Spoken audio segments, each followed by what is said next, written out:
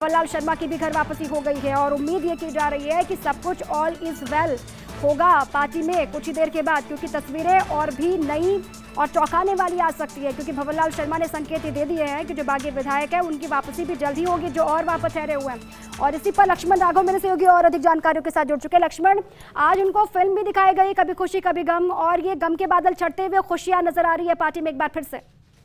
देखिए, बिल्कुल ठीक कह रहे हैं आप, और हमने बहुत पहले बता दिया था, आज सुबह ही ये संकेत दे दिए थे कि कल जो भाषा थी मुख्यमंत्री अशोक गहलोत का स्पीच था, उसके बाद जो कुछ घटनाक्रम घट रहा था वो कहीं ना कहीं ये बता रहा था कि कुछ बहुत बड़ा राजनीति में राजस्थान की होने वाला है। और कहीं ना कहीं भंवरलाल शर्मा, मुझे लगता है अपराध बोध इन्हीं को सबसे ज्यादा था, क्योंकि जिस तरह से ये सबसे ज्यादा फ्रंट पर खेले थे, जिस तरह के बयान दे रहे थे, तो सबसे पहले भी यही ले आए।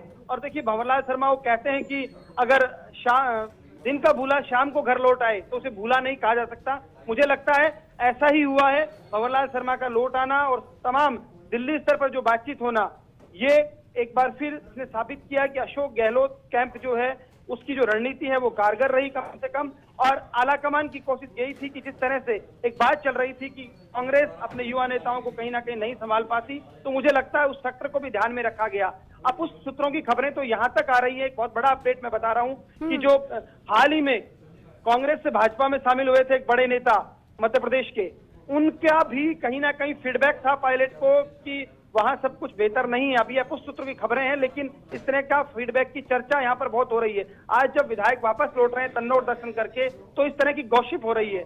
तो इस गॉसिप के बाद कहीं ना कहीं, जैसा आप कह रहे हैं कि कभी खुशी कभी गम, आज देखी गई मूवी, तो उसके बाद ये संयोग कहिएगा कि खुशियां कांग्रेस कैंप में नजर आ रही है। कांग्रेस के विधायक जो होटल में है सूर्यगढ़ में, उनके चेहरों पर जो है एक तरह से मुस्कान है, कॉन्फिडेंस लेवल उनका बढ़ गया है और वो बहुत एक तरह से खुश नजर आ रहे हैं। जी लक्ष्मण, कहीं ना कहीं सीएम अशोक गहलोत को कहा जाता है कि जादूगर है सियासत के, उनकी जादूगरी इसे हम कहेंगे, उन्हीं की जादूगरी है, जिसके बाद भंवरलाल शर्मा वापस लौटे हैं। और उन्होंने संकेत भी साफ दे दिए हैं कि और भी कई बागी विधायक हैं जो आने के मोड में है या फिर जो कल परसों तक वापस आ भी सकते हैं।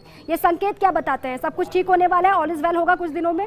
देखिए, बिल्कुल ये बात आ रही है सूत्रों से कि और कुछ हैं, 2-3 विधायक ऐसे हैं जो वापस लौटते हैं। और चूंकि देखिए, आप समझिए कि जिस तरह से अशोक गहलोत की आप बात कर रहे हैं, उनकी जो रणनीति है मुझे लगता है वो इस तरह की रही, क्योंकि उन्होंने, बहुत सारे लोगों ने ये कहा कि इस तरह का स्वभाव नहीं है जिस तरह इस बार अशोक गहलोत बोले थे। बहुत सारी बातें इसको लेकर हुई, बाड़ेबंदी को लेकर सवाल उठे, और मुझे लगता है कि ये सब करना इसलिए जरूरी था उस वक्त। यदि ये सब नहीं होता तो मुझे लगता है चीजें और बदल जाती, बिगड़ जाती। तो कहीं ना कहीं अशोक गहलोत, जो कहा जाता है उनके लिए कि सियासी जादूगर है, अभी भंवरलाल शर्मा की पॉइंट पर ये बात शुरू होती दिख रही है। हालांकि देखिए, इस बात को समझिए, राजनीति संभावनाओं की कला है, politics is art of possibility.